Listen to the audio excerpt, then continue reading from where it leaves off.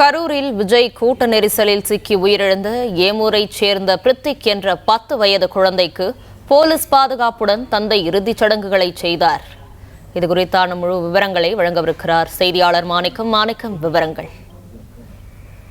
விஜயனுடைய பிரச்சாரத்தில் கூட்ட நெரிசலில் சிக்கி உயிரிழந்திருக்கக்கூடிய சூழல்ல அவருடைய உயிரினுடைய உடல்கள் அவருடைய உடலிடம் கொடுக்கப்பட்டு ஆங்காங்கே அவருடைய கிராமங்களில் நல்ல முறையில் அவர்கள் உடலுக்கு இறுதி மரியாதை செலுத்தப்பட்டு அடக்கம் செய்யப்படுவதும் சடங்குகள் செய்யப்பட்டு அவர்கள் உடல்கள் தகனம் செய்யப்படுவது என்று அவர்களுடைய வழக்கத்துக்கு ஏற்றவாறு இறுதி மரியாதை செலுத்தப்பட்டு வருகிறது.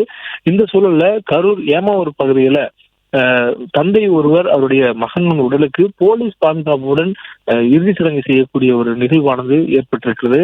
கரூரில் விஜய் பிரச்சாரம் பொழுது கூட்ட நெரிசலில் சிக்கி உயிரிழந்த பெண் குழந்தைகள் என 40 பேர் உயிரிழந்தக்கூடிய சூழல்ல கரூர் ஏமாப்புதூரை சேர்ந்த பன்னீர்செல்வம் என்பவருடைய 10 வயது மகன் பிரித்திக் என்பவர் உயிரிழந்ததாக சொல்லப்படுகிறது.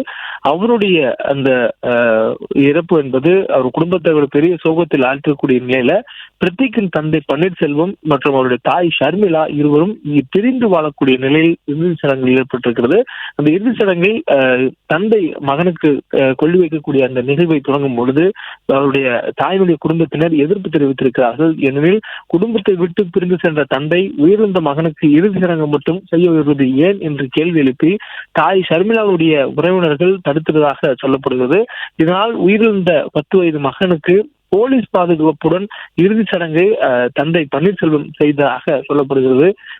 பிரித்திக்குடைய உடலை பார்த்து தாய் தந்தை என இருவரும் கதறக்கூடிய நேரத்துல தாயும் பிள்ளையும் தந்தையான பன்னீர்செல்வம் பிரிந்து சென்று எத்தனை நாள் வாழ்ந்து வரக்கூடிய நிலையில் அவருடைய துக்கத்தில் ஆழ்த்திருந்த நிலையில் தற்பொழுது பிரித்திக் உயிரிழந்திருக்கிறார்.